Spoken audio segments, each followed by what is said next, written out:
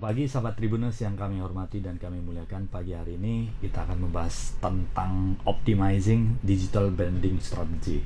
Bagaimana strategi branding secara online, di mana faktor penentu kesuksesan sebuah marketing tergantung pada branding sebuah perusahaan. Namun aktivitas online sekarang ini semakin mendominasi ya, di mana sudah sangat berkembang jauh. Ada faktor internet yang sangat kecepatan tinggi, artificial intelligence, augmented reality, dan faktor-faktor perkembangan digital lainnya. Tentunya di dunia marketing, dunia bisnis juga akan terimbas dari perkembangan teknologi tersebut. Di studio telah bersama kami Pak Marvin Ade Santoso. Beliau adalah Creative Director dari Maru Design, branding agency, dan Pak Marvin berpengalaman di dalam digital branding, bagaimana melakukan pemasaran secara digital, beberapa klien di nasional di Jakarta, Surabaya, menjadi sangat berkembang berkat support dari Maru Design. Saya sapa dulu Pak Marvin. Selamat pagi, apa kabar Pak Marvin? Selamat pagi Pak Sian. Apa kabar? Baik Pak. Baik ya. Siap. Ini sahabat Tribuners telah bersama pakar strategi branding ya. Beliau sudah banyak klien yang disupport oleh Pak Marvin bersama Maru Design, dan agensinya tentunya akan memberikan dampak yang luar biasa. Kita tahu di digital branding ini 24 jam akan bekerja untuk perusahaan.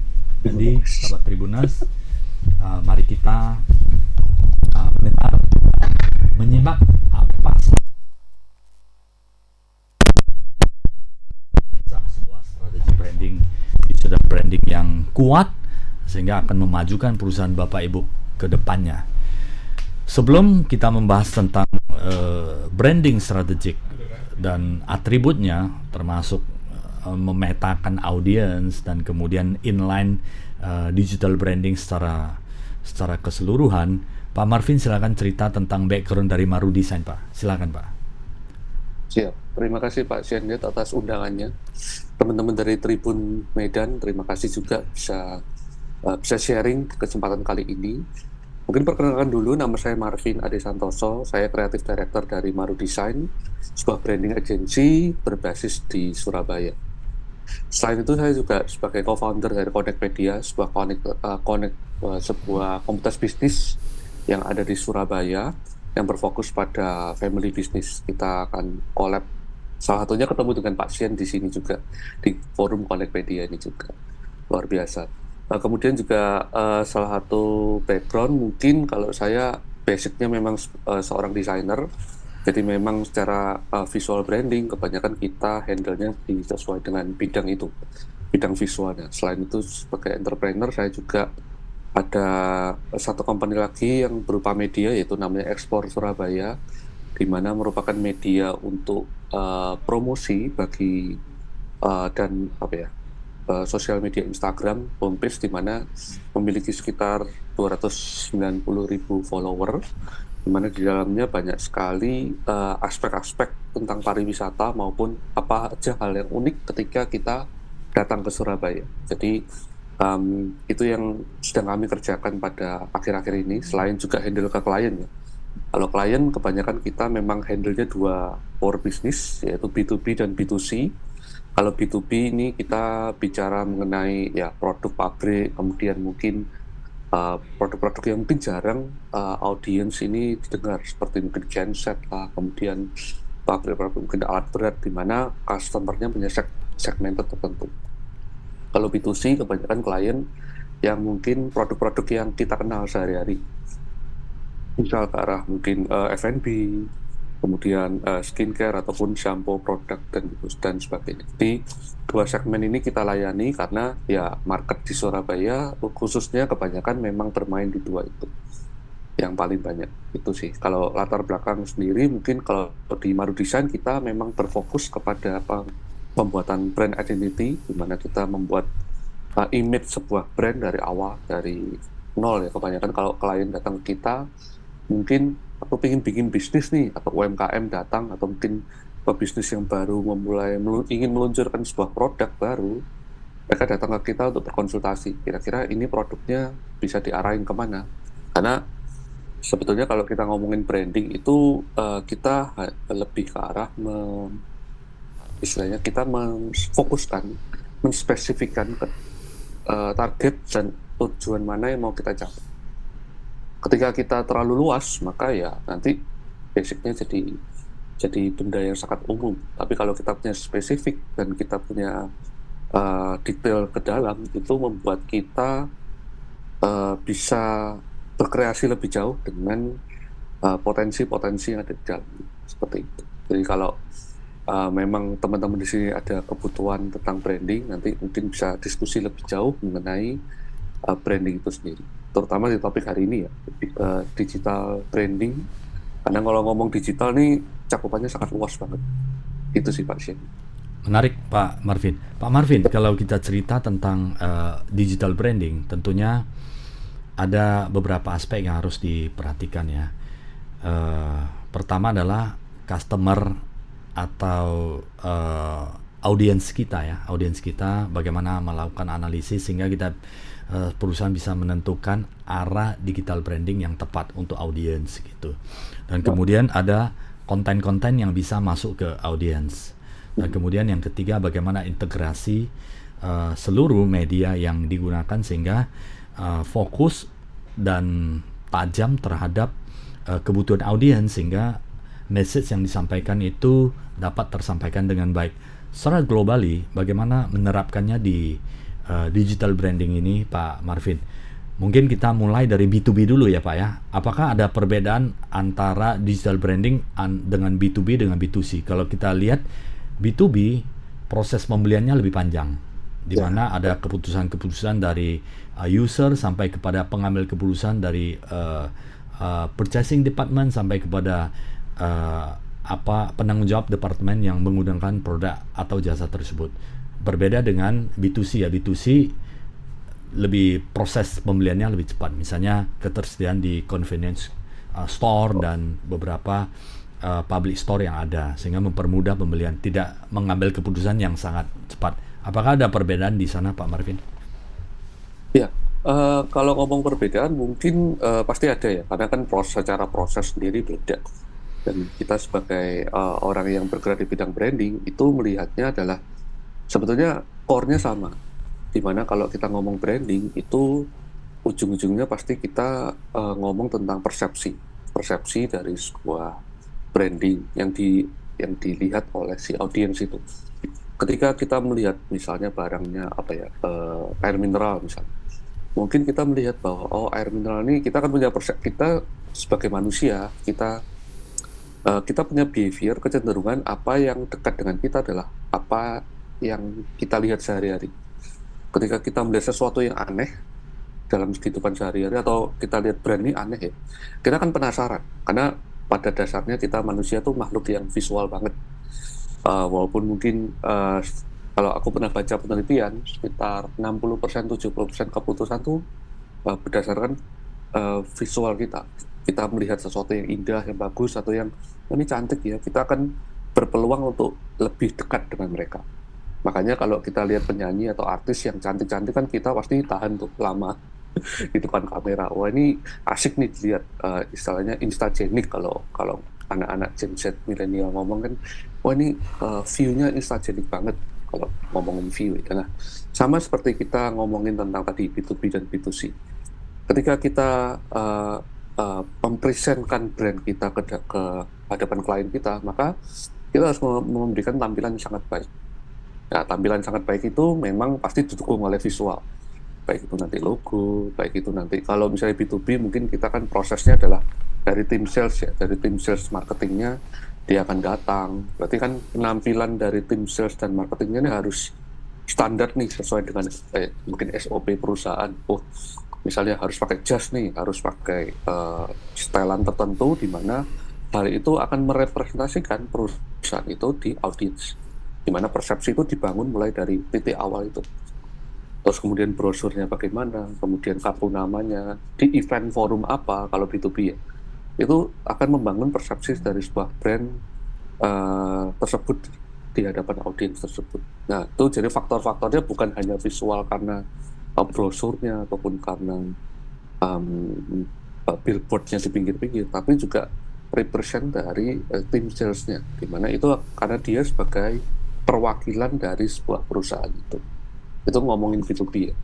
Tapi kalau kita ngomong tentang B2C, prosesnya sedikit berbeda, di mana sentuhan manusia mungkin jarang, sentuhan manusianya mungkin lebih ke arah tim operasional di lapangan. Ketika kita ngomongin B2C retail misalnya, di mana dia toko F&B, maka penjaga toko atau mungkin kayak SPG-nya atau mungkin orang-orang yang ada di dalam tokonya itu menjadi salah satu represent juga yang ada di dalam brand itu. Dimana selain itu store-nya, kalau kita ke toko kan kita pasti lihat, store-nya lucu nih, ada sesuatu yang menarik hati kita, ada sesuatu yang menarik visualnya, misalnya dari tampilan facade dari store-nya mungkin, atau dari produknya itu sendiri, atau mungkin juga tampilan dari, mungkin ada maskot. Kebanyakan kalau sekarang kan ini boleh sebut brand kan ya, apa kan? Kalau misalnya kita lihat tuh banyak sekarang es krim seperti Mitsui, seperti Widring, itu kan malah mainan dari maskot, di mana dia maskot-maskotnya seperti bertarung sendiri, seperti kayak lucu-lucu jalan-jalan. Nah, itu membuat orang tertarik. Yang penting dalam sebuah branding kan orang tertarik dulu. Ketika dia mau consideration, mau beli atau tidak, itu nanti urusan kedua ketiga. Karena itu nanti kan urusannya nanti dengan tim tim salesnya, tim marketingnya, ada promo kah, ada nanti potongan gimmick, membership promo dan sebagainya. Itu nanti step-step berikutnya. Tapi step awal, di mana kita sebagai orang branding, apalagi orang visual branding, melihat apakah tampilan store ini, apakah tampilan dari brandnya sudah menarik dulu, cukup menarik sesuai dengan target audience. Nah, seperti itu mungkin cara membedakan dua. Jadi mungkin secara basic sama, tapi mungkin nanti secara style dari marketing maupun style dari brandingnya cukup berbeda sesuai dengan proses bisnis masing-masing. Oke, menarik Pak Marvin. Jadi masing-masing ada stylenya dan ada target audiensnya berbeda ya. Kalau target audience untuk B2B biasanya usernya adalah bisnis juga ya Pak ya, operasional secara keseluruhan. Kalau B2C adalah mereka yang menggunakan produk langsung, yang mengunjungi, yang merasakan. Namun di sini visual juga sangat penting sekali ya Pak ya, karena merepresentasi bagaimana, karena setiap audiens juga ingin melihat hal-hal yang baik, hal-hal yang bagus, hal-hal yang menarik, seperti itu. Pak, kalau kita cerita tentang target audience Pak, kita mulai dari target audience dulu ya Pak Marvin. Untuk bagaimana menentukan proses branding ini. Misalnya ada sebuah produk. Umumnya Pak Marvin, digital branding adalah untuk memperkenalkan publikasi dan membuat target audience itu mengetahui branding dengan baik, atau sampai ada pengukuran sampai bisa menentukan closing ratio Pak. Wah, closing ratio nanti terlalu berat ya Pak ya. Jadi aspek ke publikasi dan branding ya. Brand awareness ya Pak ya. Brand awareness. Dimana kalau ngomongin tentang tadi target audience, kita kalau mungkin case banyak pengalaman dari klien kita juga melihatnya, saya mau buat branding nih. Kita biasanya kan kita lakukan due diligence. Target audiensnya siapa ini Pak yang mau jadi kira-kira jadi utamanya. Saya maunya semua. Kebanyakan kalau bisnis pasti maunya, saya mau dari A sampai Z beli produk saya. All segment ya. All segment. Wah, itu kalau di zaman-zaman sebelum ada dunia digital itu mungkin sangat mudah, karena istilahnya persaingannya mungkin terbatas area, saingannya mungkin terbatas dari offline ya, onsite. Tapi sekarang persaingan itu ada di dunia maya, ada di dunia digital. Ketika kita masuk, kita setiap hari kan pasti pegang HP nih. Setiap hari kita pegang HP, di HP kita juga banyak sekali iklan, banyak sekali konten-konten, kita kan mengkonsumsi sosial media. Nah, itu membuat kemampuan kita, atau mungkin juga ingatan kita, atau mungkin kosakata kita terhadap visual itu sangat-sangat besar. Dari produk A pun ada A, misalnya kopi A, B, C, D, E, Z. ketika kita maju, brand kita maju ngomong, oh ini kopi untuk semua, maka kita akan menjadi semu, kita menjadi kayak apa? Kopi itu untuk siapa? Karena kita nggak spesifik, gitu. Jadi biasanya saya ngobrol ke klien saya, kalau teman-teman saya juga melihatnya adalah coba bikin satu segmen yang spesifik sesuai dengan needs kamu.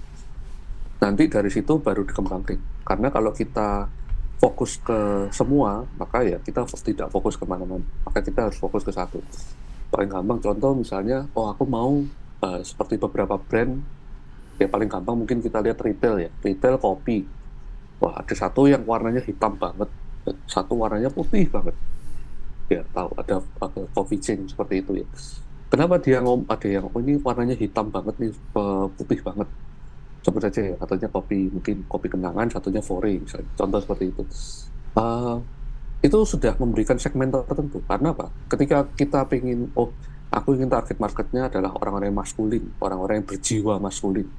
Dimana aku ingin buat ini kopinya strong banget, misalnya seperti itu. Ya kita kita coba secara brand itu harus membuat sesuatu yang lebih visualnya, oh, warna hitam nih, hitamnya di expose misalnya, karena dia ingin menampilkan persepsi bahwa kopi ini harus maskulin, harus laki.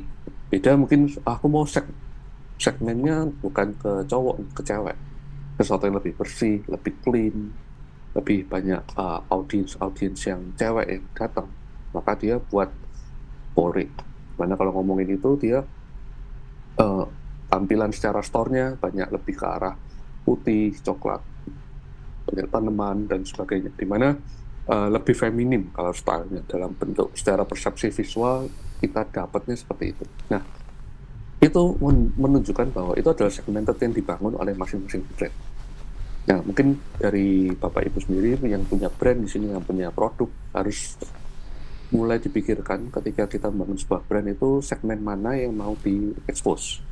Apakah segmen dari tadi milenial gadget, atau aku maunya ke anak-anak muda yang rebellion, aku maunya anak-anak muda yang sekarang banyak berjiwa K-pop mungkin. Wah ini K-pop kalau ada jokes itu ngomongnya adalah ini, jangan pernah melawan K-pop fans, karena nanti kalau dibantai sungguhan.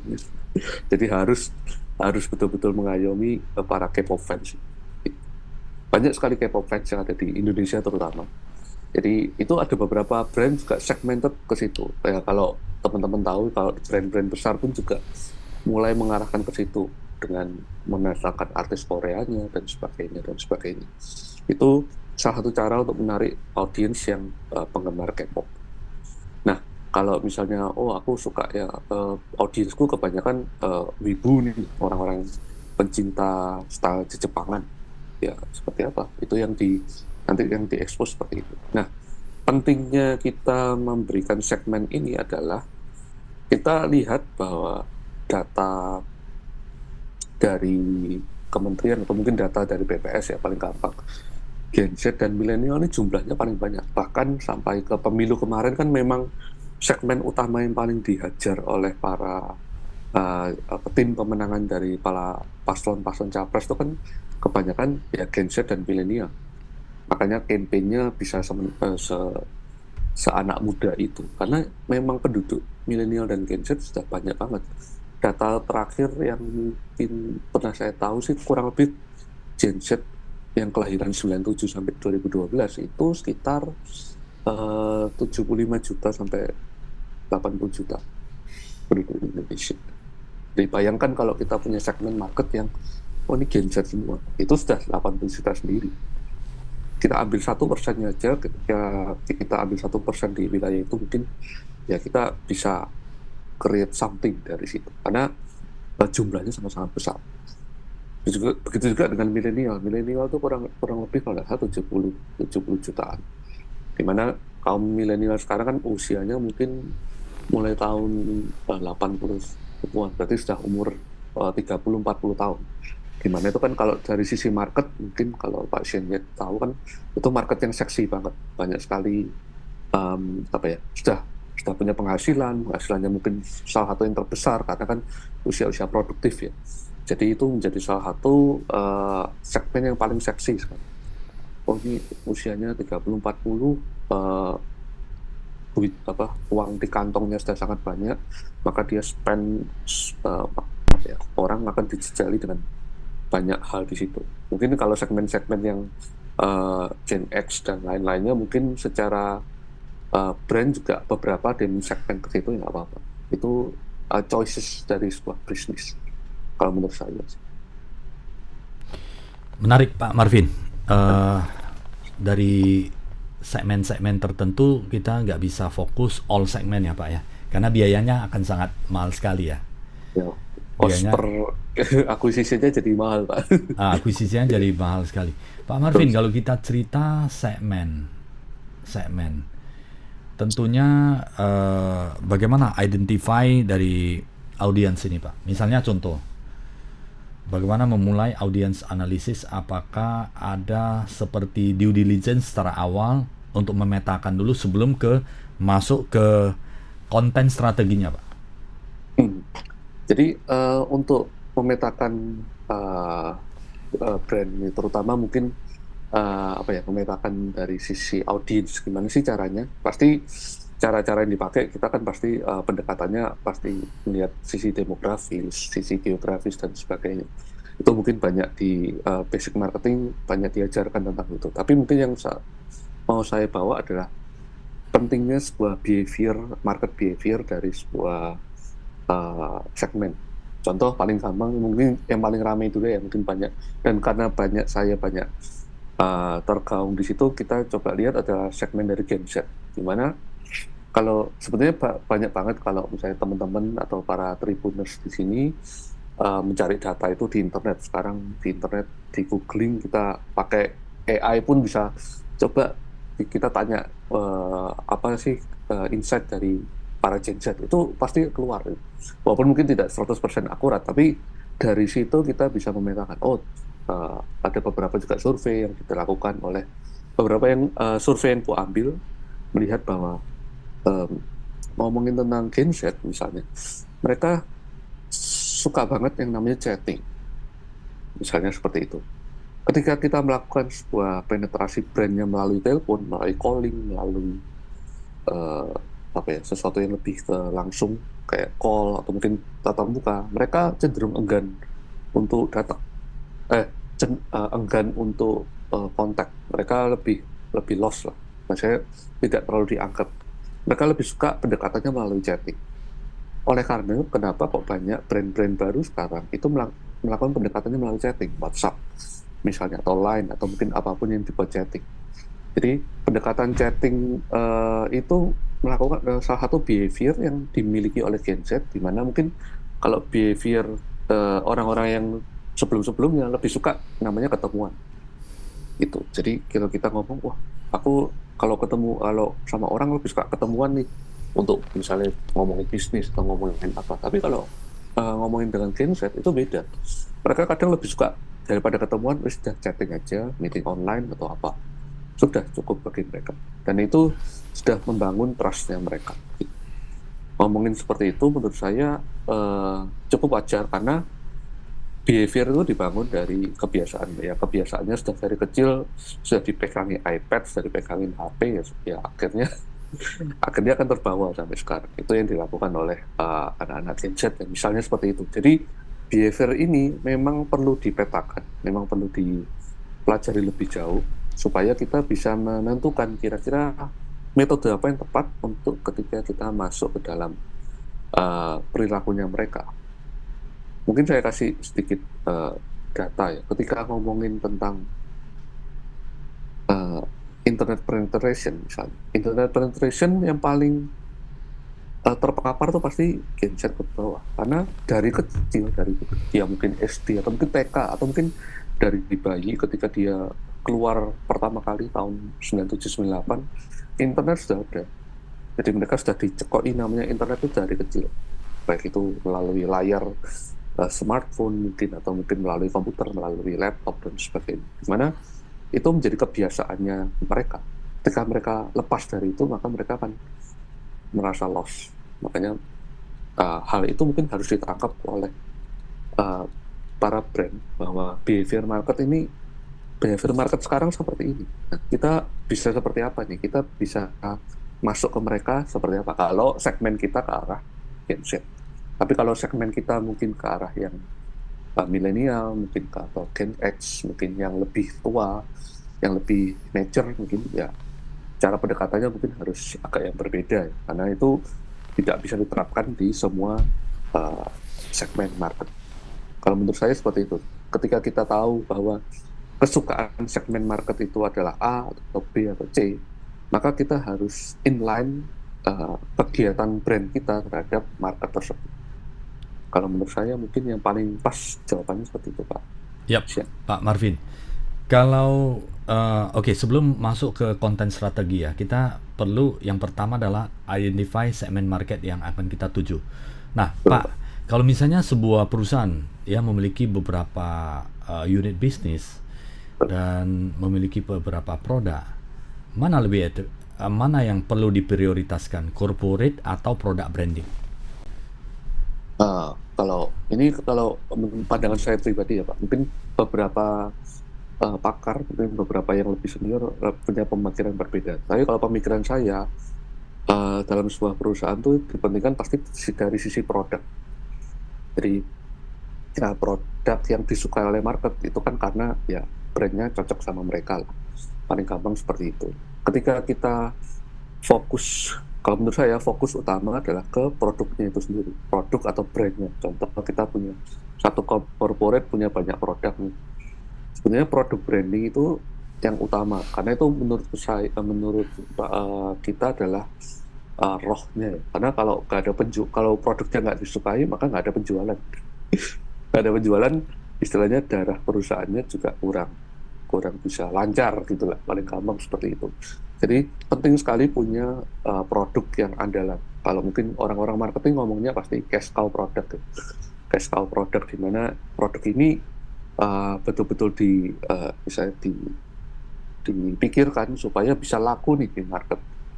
Nah kalau nanti setelah laku kita bisa eksperimen ke corporate-nya. Oh ini orang harus tahu tentang corporate-nya, ya kita bangun mulai dari corporate-nya dari situ. Tapi dengan syarat kita sudah punya cash flow yang cukup. Dari mungkin Pak Shenir sering ngomong tentang ya start business kan banyak aspek itu. Jadi kalau ngomongin itu sebenarnya sama. Ketika ngomongin tentang branding itu pasti diperlukan namanya cash out-nya. Karena jujur biaya untuk melakukan sebuah branding ini cukup mahal. Kalau dalam sebuah perusahaan ya, maksudnya untuk melakukan branding activity ini beberapa perusahaan pasti ngomongnya adalah buang-buang duit, karena kita tidak bisa mendapatkan dampak langsung terhadap penjualan atau penjualannya. Kalau ngomongin dari sisi bisnis perusahaannya, kalau kita ngomongin dari sisi branding mungkin ini brandnya harus gini, tapi biayanya pasti mahal Pak. Biaya itu dapatnya dari mana ya? Pasti dari sisi produk. Harus betul-betul ada produk-produk unggulan yang bisa menjadikan direct dari perusahaan. Nanti dari situ kita bisa mainin, mulai dari corporate-nya, mulai dari mungkin kita mau produk yang lebih aneh-aneh atau produk yang lebih segmen tertentu, itu bisa. Kalau dari saya melihatnya seperti itu. Oke, menarik Pak Marvin. Jadi dipilih produk yang berpotensi besar untuk bisa diterima dengan luas supaya nanti bisa menjadi cash cow perusahaan, sehingga bisa eksplorasi lagi ya ke produk maupun corporate, sehingga bisa memperkuat sisi branding perusahaan. Pak, kalau kita sudah ketemulah ini ada beberapa produk atau katakanlah ada fokus produk yang akan dilakukan branding. Kemudian bagaimana untuk ke depan atau nextnya Pak? Kontennya apakah produk sudah ada, kemudian target audiens sudah tahu ini siapa yang akan membeli dan bisa cocok dengan produk perusahaan. Next step adalah kontennya Pak, strategi. Nah, ngomongin konten ini kembali kita harus melihat data. Jadi kita sudah punya dari tadi produk yang unggulan. Oh ini kalau sama klien juga, saya juga selalu ngobrol produk unggulanmu apa? Apakah ini bisa dikembangkan lebih jauh lagi dari sisi produk. Kemudian segmennya seperti apa? Segmen utamanya adalah misalnya Gen Z atau milenial dan sebagainya. Itu dua yang utama. Nah, sekarang untuk menghubungkan kedua hal ini dari sisi produk yang oke dan konsep dengan milenial atau Gen Z atau target audience, kita harus tahu datanya dari masing-masing audiens ini suka apa. Contoh misalnya sekarang audiens Gen Z sukanya video di bawah 1 menit misalnya seperti itu, karena attention span semakin pendek.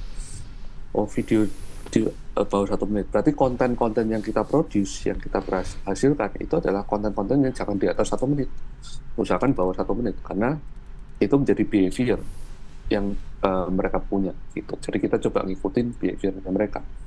Contoh lagi misalnya, ternyata misalnya konten apa yang mereka suka, misalnya ada audio, ada foto, ada video, ada live stream. Ternyata yang paling besar untuk kalangan Gen Z adalah video based content dan live stream misalnya. Nah itu berarti kita harus coba masuk, kalau market kita Gen Z, kita coba harus masuk ke mereka seperti apa gitu. Video based content seperti apa, live stream seperti apa, kita pelajari seperti itu. Karena ya kita sebagai brand pasti ngikutin pasar kita maunya seperti apa. Kemudian tadi misalnya platform apa yang mereka pakai. Sekarang mungkin yang dua teratas ada Instagram dan TikTok, mungkin yang didominasi oleh milenial Gen Z. Ada juga YouTube, ada juga Facebook. Facebook mungkin arahnya ke arah milenial ke atas. Tapi kalau yang lagi gencar ke arah anak muda Gen Z dan milenial itu adalah Instagram dan TikTok. Dua ini sangat-sangat merajai di market usia Gen Z. Jadi kalau teman-teman di sini memiliki market yang arahnya ke sana, pakailah kedua platform ini, karena ya kita istilahnya kita memancing di tempat yang banyak ikannya, paling gampang seperti itu kita ngobrol. Ya kita kalau ikannya ada di platform A, ya kita ikuti aja, platformnya ada di akun A, ya kita coba menjadi pemancing di platform A itu, seperti itu. Nah itu sebenarnya data-data itu banyak. Ya, kemarin saya dapat dari IDN Times, itu banyak melakukan survei-survei ke market, apa yang mereka suka, kontennya dari Instagram atau TikTok dan sebagainya. Itu yang menjadi utama. Jadi kita harus mengerti target audience kita tuh arahnya mau kemana. Contoh tadi paling banyak, kalau kontennya kebanyakan mereka suka video, berarti kita harus mempersiapkan tim untuk bisa bikin konten di digitalnya, atau kita punya hire profesional agensi yang mungkin lebih berpengalaman, atau mungkin kayak lebih cross, kadang ada sifatnya cross, di mana agensi dan tim internal saling berkolaborasi untuk membuat sebuah konten. Karena kan sosial media ini sebetulnya ranahnya semakin lama akan semakin cepat. Beda mungkin dengan 5-6 tahun lalu atau 5-10 tahun lalu, di mana konten itu dipikirkannya lama banget, di detail banget. Tapi sekarang semakin, istilahnya walaupun kualitasnya semakin agak turun, durasi untuk produce konten itu semakin cepat. Tiap hari, dulu mungkin seminggu sekali atau mungkin sebulan sekali cukup lah ya untuk grab attention audience. Sekarang tiap hari, bahkan tiap jam mungkin ada konten. Beberapa yang kalau campaign-nya betul-betul masif ya, istilahnya dari sisi budget dan dari situ, bahkan tiap hari pun 2-3 konten keluar terus. Karena ya itu persaingannya sangat-sangat ketat. Apalagi teman-teman yang bergeraknya mungkin ke arah B2C. B2C Gen Z ini betul-betul sangat dihajar, baik itu dari tim dari perusahaan-perusahaan dalam negeri maupun perusahaan-perusahaan luar negeri yang datang, itu semuanya menghajar segmen yang sama. Itu. Jadi perlu memilih-milih gitu, kontennya seperti apa. Kalau peluru kita kurang banyak kan berarti kita harus pilih-pilih produk-produk yang atau konten-konten seperti apa yang harus kita produce dan segmen mana yang mau kita ambil untuk kira-kira ada cash cow-nya sedikit itu. Kalau kita berondong dengan mesin gun terlalu banyak kan peluru kita terbatas. Itu Pak. Menarik Pak Marvin. Pak Marvin,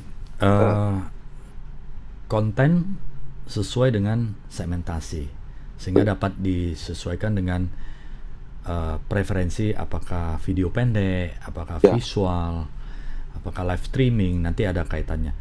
Secara garis besar Pak, secara garis besar, tidak perlu detail ya Pak ya, karena kalau detail kan perlu lakukan due diligence dan minimal ada evaluasi atau mini research yang dilakukan.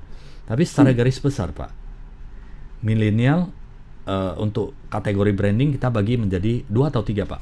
Milenial dengan Gen X atau milenial Gen X, milenial Gen Z si- dengan apa Pak? Gen X ya. eh, Gen X beda, Gen X, Gen Y, Gen Z kan, yang tiga teratas, terutama Ya. di Indonesia ya, mungkin yang paling banyak dibahas mungkin Gen X ini yang di atas 40 lah, ya, Ya. di atas 40 itu Gen X, 30-40-an sekarang di milenial, kemudian di bawah 30 itu ya kelahiran 97 kurang lebih Gen Z, di mana menjadi usia kerja sekarang. Nah, tiga segmen ini menurut sebetulnya kalau mau dibagi-bagi lagi itu sebenarnya banyak banget Pak. Jadi misalnya oh ini tinggal di kota atau tinggal di desa atau tinggal di daerah mana, Surabaya sama Jakarta aja sama Medan mungkin secara Surabaya sama Medan mungkin sama-sama kota besar, tapi secara behavior pasti bisa beda. Banyak banyak membedakan. Mungkin di sini di Surabaya coffee shop mungkin orang kebiasaannya adalah coffee shop di mall misalnya, atau coffee atau yang trending deh di Surabaya sekarang trending banget namanya kopi tiam Medan Pak. Kalau di Medan mungkin sudah lama ya kopi tiam Medan.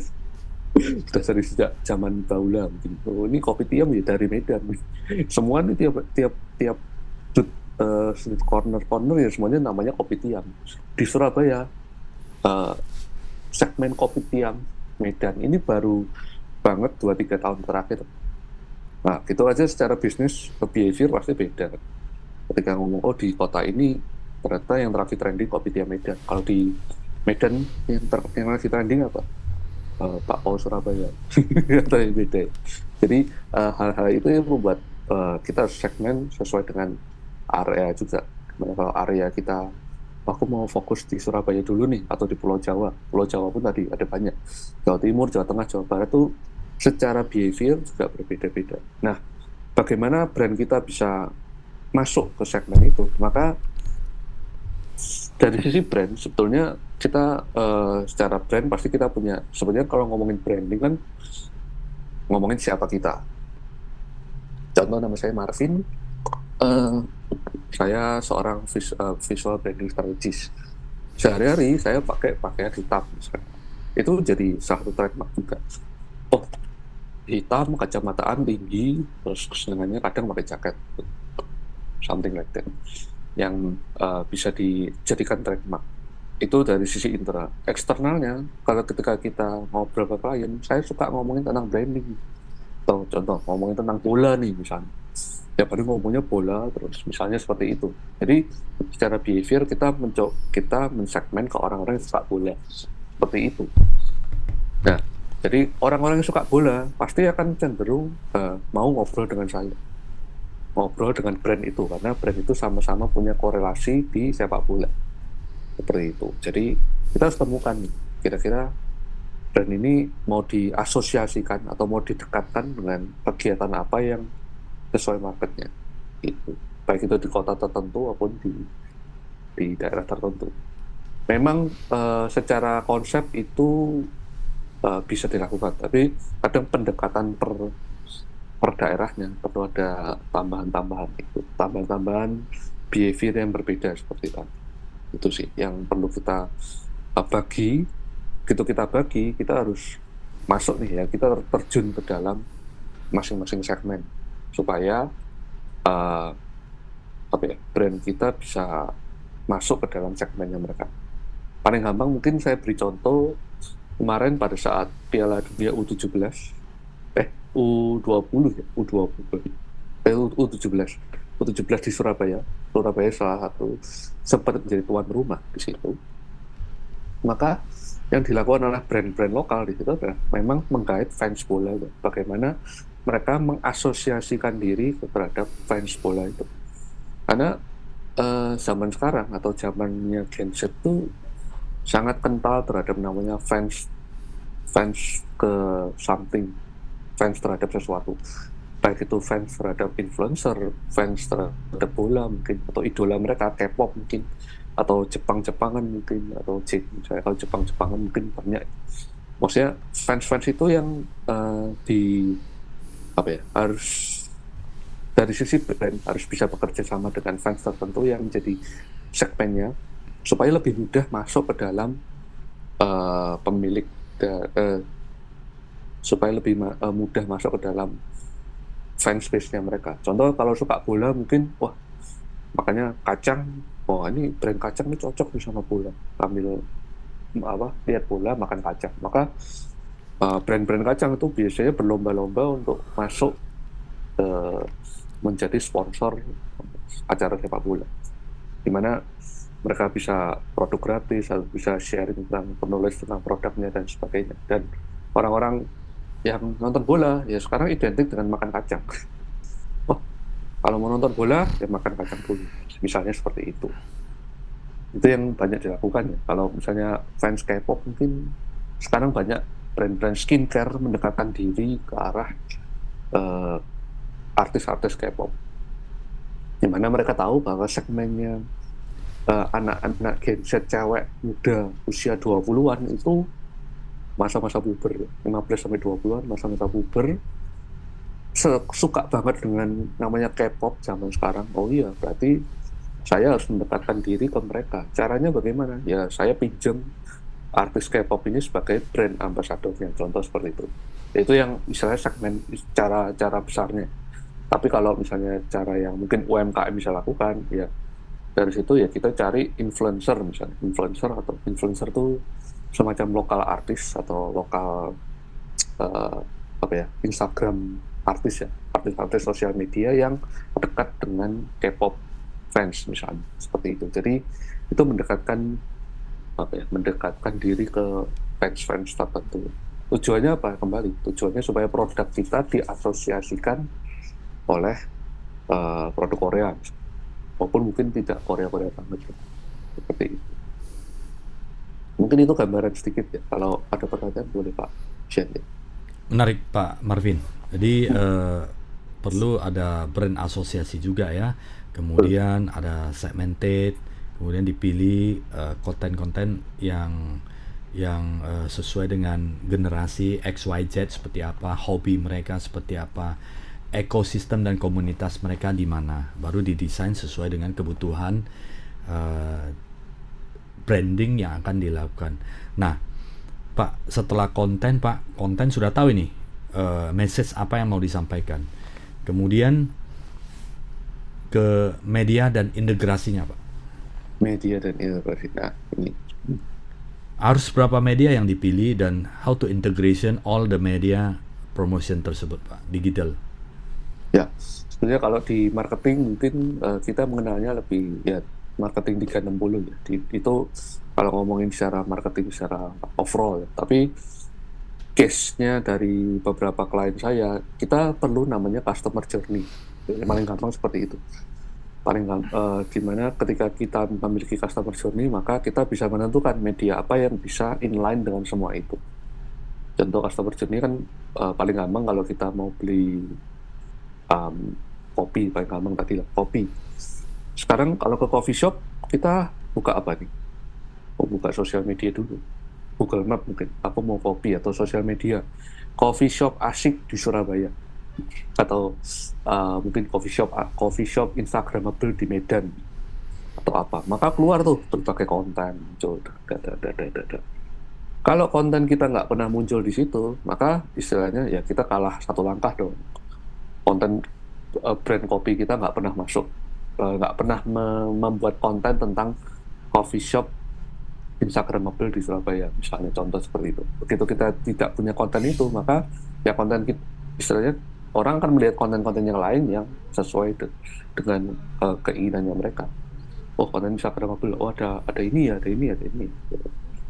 Nah, berarti kalau kita tahu behavior mereka adalah pertama kali untuk searching adalah melalui tadi digital, berarti kita harus memproduksi konten di sosial media itu. baik itu TikTok, Instagram, atau tergantung dari medianya seperti apa. Itu mungkin langkah pertama. Itu orang itu dia customer journey-nya, oh aku udah nemu nih, maka dia kan googling Google Map atau ngelihat reviewnya dulu paling gampang. Kalau mungkin teman-teman di sini pasti pasti banyak kalau kita mau lihat sebuah atau menuju satu tempat, lihat Google Map, lihat dari sosial media, lucu nih kafenya, datang dong masuk. Kalau ada tempatnya lihat, lihat Google reviewnya, wah bintang 3, bintang 2, Bapak mau datang nggak? Kalau Pasti melihat kayak sedikit gitu pasti kayak, sedikit apa ya Pak ya? Apa ya, tanda tanya ya kalau Google review-nya rendah Pak ya. ya kita ragu, wah ini kok banyak review negatif nih. Kita kan baca mostly, oh review negatifnya sini. Kalau mungkin lebih detail, tanggapan dari brandnya seperti apa. Oh, tanggapan brandnya bagus, kita mungkin mau masuk. Itu, jadi audiens itu lihatnya dari sisi digital seperti itu. Ketika mereka, oh aku mau masuk, aku mau coba nih dari situ. Dari review-review yang ada, review mungkin bukan dari Google aja ya, mungkin dari dari influencer bisa, dari orang-orang yang kita hire untuk jadi content creator. Ini enak loh, ada ininya, ada itunya, ada food reviewer atau food kritikus. Itu kalau gampang makanan ya. Tapi kalau segmennya Bapak Ibu mungkin bukan makanan, mungkin seperti produk, mungkin juga ada produk review. Kalau di YouTube pernah ada yang gadget, itu namanya David Gadgetin, dia suka banget nge-review produk HP atau elektronik. Nah itu mungkin cocok dengan segmennya yang ke elektronik seperti itu. Jadi orang-orang yang review ini membantu kita ketika brand kita lagi ingin dicari di sosial media. Setelah semua itu dapat, baru mereka akan memutuskan, oh aku mau nih datang ke coffee shop ini.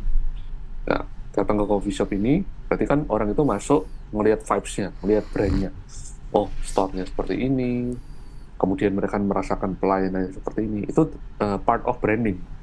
Brand apa yang mau kita expose. Kita mau expose ke servisnya, berarti servisnya harus bintang 5. Tidak boleh ada pelanggan yang kecewa karena servisnya. Itu dari sisi brand. Ya, itu harus betul-betul ditancapkan dari sisi SOP-nya, mungkin dari sisi brand-nya harus betul-betul mantap terhadap hal itu. Supaya pengalaman branding dari audiensnya bisa betul-betul mendapatkan hal yang sesuai diinginkan oleh brand. Itu sih. Jadi tujuannya kita membuat sebuah konten yang terintegrasi dengan hal itu adalah kita bisa memilih, kita harus tahu satu customer journey-nya. Dimana misalnya, dari mereka beli, ternyata proses pembelian di dalam kafe, setelah itu kalau mereka suka, mereka akan mudah melakukan share. Ya kan, kalau kita ngomongin pembelian, enak nih, misalnya kopinya enak nih, atau pelayanannya oke nih, aku post dong di sosial media saya, di akun pribadi mungkin, atau akun atau diberitahukan ke grup-grup. Biasanya kalau kuliner itu bisa punya grup-grup sendiri. Oh ini grupnya, ini makanannya enak banget, aku tadi baru coba, bla bla bla, populer. Intinya sebenarnya sama. Kita ngomongin media digital atau media konvensional, sebetulnya behaviornya kurang lebih sama. Ketika kita melakukan puas dengan sebuah brand, maka kita akan menjadi kita akan menceritakan brand itu ke teman-teman kita, teman-teman terdekat kita. Nah, bedanya apa? Sekarang teman-teman kita bukan cuma ada di kita ngobrol secara onsite, tapi teman-teman kita juga ada di sosial media nih. Kita upload, kita post, di mana jangkauannya juga akan semakin besar lagi. Gitu. Jadi kalau teman-teman di sini punya brand yang arahnya ke arah digital, pastikan customer journey ini dibuat sehingga pengalaman setiap titik dari awal sampai akhir itu ada pengalaman yang positif yang dimiliki oleh sisi brand. Itu kalau brandnya teman-teman retail ya, brand-brand teman-teman ada tempatnya. Bagaimana brand-brand online misalnya? Brand-brand online mungkin kurang lebih sama, cuman berarti pengalamannya adalah di sisi online. Misalnya punya online store nih, berarti kan customer service-nya via chatting kayak tadi. Kemudian gambar-gambarnya harus oke nih, karena sesuai dengan brand-nya dan sebagainya. Jadi customer behavior ini salah satu kunci untuk kita bisa mengintegrasikan uh, media-media apa yang mau kita pakai di sini. Begitu kita punya customer journey yang lengkap, maka kita bisa membuat uh, media-media yang cocok tadi, misal dari sosial media atau offline-nya. Mungkin untuk offline ke sini aku butuh billboard di beberapa titik karena tempat saya strategisnya di sini-sini. Yaitu main di kombinasi antara online dan offline. Seperti itu, Pak. Menarik. Jadi komplit ya, sudah ya Pak Marvin ya. Ada audience analisis, kemudian bagaimana menentukan target audience kita, siapa yang menjadi target audience produk dan jasa perusahaan yang berpotensi untuk membeli produk dan jasa perusahaan. Kemudian setelah itu dirumuskan konten strateginya Pak ya. Kalau audience analisis tentunya kita bicara segmennya. Ya, apakah gen X, Y, Z, dan kemudian geografinya seperti bagaimana, behaviornya seperti apa. Kemudian kontennya adalah bagaimana, apakah konten itu yang mereka tertarik dengan ekosistem tertentu.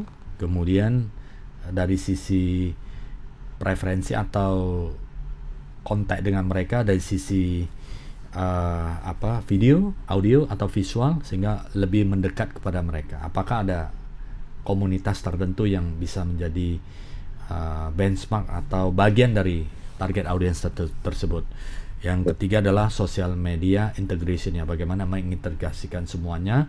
Tentunya harus fokus Pak ya, kalau pelayanan yang diharapkan bintang 5, seluruh SOP media yang digunakan itu harus mendukung dengan values bintang 5 yang akan dikehendaki oleh perusahaan seperti itu. Menarik Pak Marvin, sudah hampir mendekati 1 jam Pak. Sebagai penutup Pak, closing Pak, summary untuk bisa intisarinya untuk yang penting-penting Pak, untuk supaya nanti sahabat Tribuners bisa implementasi digital marketing ini dengan baik. Tapi sebelumnya Pak, jikalau ada sahabat Tribuners yang ingin berkonsultasi dengan Maru Design dan Pak Marvin, seperti apa Pak? Bisa dihubungi di handphone atau website atau Instagram Pak? Boleh, kalau misalnya teman-teman dari sisi Tribun mau tertarik untuk konsultasi, mungkin ngobrol dulu boleh. Di nomor saya, mungkin tertera tapi tidak terlalu jelas ya, 0822 4458 7378, atau di website bisa di www.marudesign.net, atau mungkin di Instagram @marudesign_id, atau di IG pribadi saya mungkin bisa di @marvin.ad, itu bisa ke situ. Jadi mungkin teman-teman di sini mau kontak lebih jauh atau mungkin ngobrol tentang branding, boleh aja nanti di WhatsApp 0822 4458 7378. Itu sih. Nah, mungkin untuk summary, jadi kalau ngomongin branding itu kita pasti berbicara mengenai behavior. Ketika ngomongin behavior, kita pasti lihat ya audiens kita suka apa. Jadi tujuan sebuah branding sebetulnya adalah kita memahami behavior dari audiens kita sukanya seperti apa. Karena kita sebagai brand mau tidak mau melihat bahwa behavior ini menjadi salah satu kunci utama untuk mendekatkan diri brand kita terhadap audiens. Begitu kita tidak relate dengan mereka, maka istilahnya brand dan audiensnya akan menjauh. Kalau begitu menjauh ya mereka akan jarang transaksi dengan kita, karena kan mereka merasa aduh jauh banget nih, seperti itu. Jadi usahakan brandnya teman-teman itu betul-betul relate dengan target market yang mau dituju oleh audiensnya teman-teman sekalian, seperti itu. Menarik Pak Marvin, terima kasih. Sahabat Tribuners, marilah dekatkan brand, produk dan jasa kita, jasa perusahaan kita dengan target audiens. Semakin jauh, maka potensi kesuksesan akan semakin jauh juga. Bagaimana caranya mendekatkan?